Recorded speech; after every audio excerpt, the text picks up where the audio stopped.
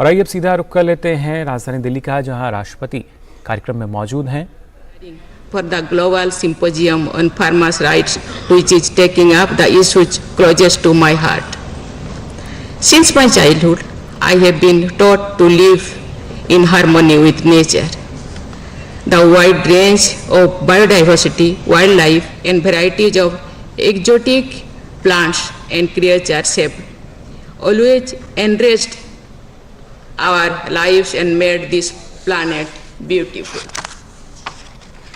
In this context, I say with conviction that our farmers since the beginning of civilization are the real engineers and scientists. They have harnessed the energy and bounties of nature for the benefit of humanity. A Nobel laureate and economist, while visiting a village in Bihar, once remarked, "Indian farmers are better than scientists."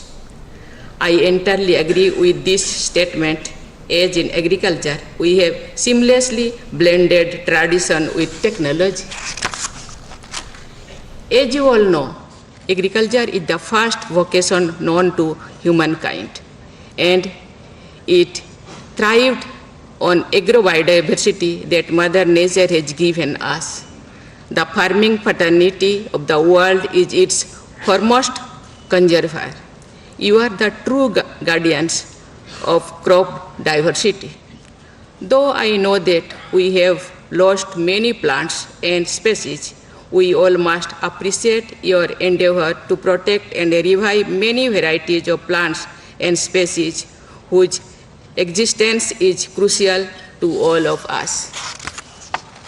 Dear delegates, I am happy that the International Treaty on Plant Genetic Resources for Food and Agriculture has chosen India as the venue of the first global symposium of farmers' rights, and appropriately so, as India is an ancient civilization where our traditions, culture, and agriculture are part of the same fabric.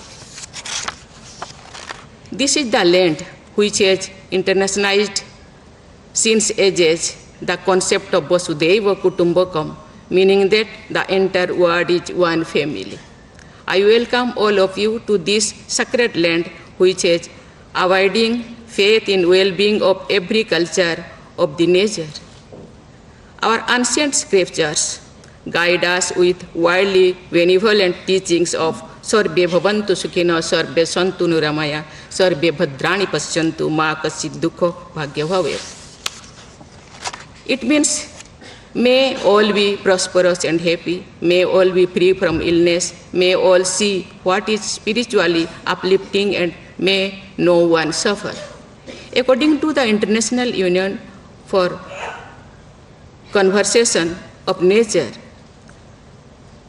India is a mega diverse country with only 2.4% of the world's land area, but accounts for 7-8% of all recorded species of plants and animals. There are about 45,000 species of plants, which is about 7% of world's total. In terms of biodiversity, India ranks as one of the nations endowed with widest range of plants and species. This rich agrobiodiversity of India has been a treasure trove for the global community at large. Our farmers have toiled and enterprisingly conjured local varieties and plants. Domesticated wild plants and nurtured traditional varieties that have provided the building blocks for different crop breeding programs. This has ensured the food and nutritional security for human beings and animals. The area-specific varieties of crops are closely associated with society and culture and often contain medicinal properties. Agricultural research and technology development has enabled the country to multiply product of food grains, horticulture, fisheries, milk, and eggs many times since 1950-51 thus making a visible impact on the national food and nutrition security. The efforts of our agrobiodiversity conservers and industrious farmers, scientists, and policymakers, coupled with governmental support, have played a key role in giving fillip to multiple agriculture revolutions in the country. All of them are worthy of our unreserved praise and respect for achieving this incredible feat. This is important as in the raging debate of food sovereignty versus food security. I firmly believe that the technology and science can serve as an effective protector and enhancer of heritage knowledge. Dear ladies and gentlemen, the International Treaty on Plant Genetic Resources for Food and Agriculture signed in 2001 was one of the most important international agreements among member countries to conserve, use, and manage plant genetic resources for food and agriculture. For the first time, it talked about guaranteeing food security through conservation, exchange, and sustainable use of the world's plant genetic resources for food and agriculture. India had taken a lead in introducing the Protection of Plant Varieties and Farmers' Rights Act 2001, which is aligned to the International Treaty on Plant Genetic Resources for Food and Agriculture to protect our farmers. My country provides a range of rights to farmers, including use, reuse, save, share, and sell the unbranded seeds of the registered variety.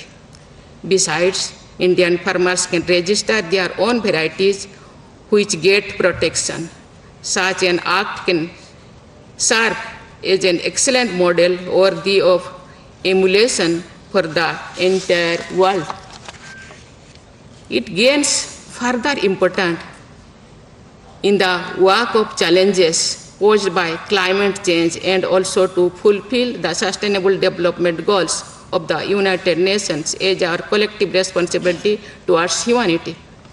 The climate change challenge has put an onus on conservation of our traditional farmers' varieties, including those of millets, which are not only endowed with inherent tolerance to various stresses on our ecosystem, but also hold within themselves the nutritional profile that could be the key in providing a solution to the food and health requirements of a large proportion of human and livestock population.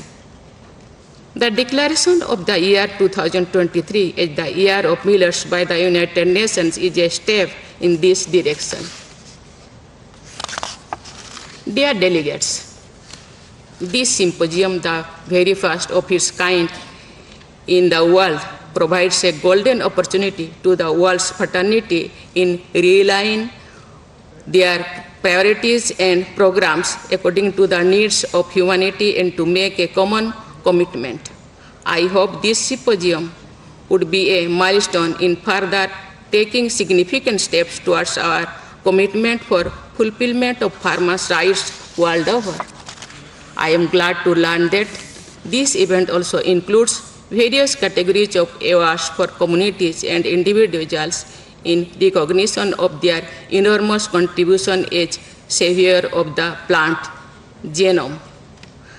I have no hesitation in saying that by saving, preserving, and nurturing biodiversity, you are not only saving humanity but the entire planet.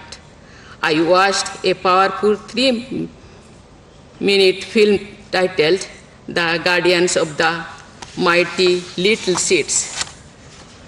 It begins as a seed aptly describes itself, saying, I am tiny, but I am mighty. I am tiny, but I give birth to so many. You, as the guardians of these little seeds, are vested with exceptional power and responsibility. I wish more power to you. हम भारत में किसानों को अन्नदाता कहते हैं। ये केवल भारत नहीं, पूरा दुनिया में जो किसान होते हैं मानव संपदा को केवल नहीं, पशु संपदा को भी अन्न देते हैं। अन्नदाता अन्न देते हैं और हम उसको अन्न लेके जो भी काम करते हैं। आज अन्न है इसीलिए ये तन है, ये तन है इसीलिए बहुत सारे काम करने के लिए हम मन बनाते हैं, चाहे और साइंस हो, चाहे और टेक्नोलॉजी हो, चाहे और फार्मास हो, कोई भी हो। इसीलिए अन्नदाता नमन होते हैं, नमस्य होते हैं, हम उनको नमन करते हैं। देश विदेश में सारा दुनिया में अन्नदाता शायद 70% है।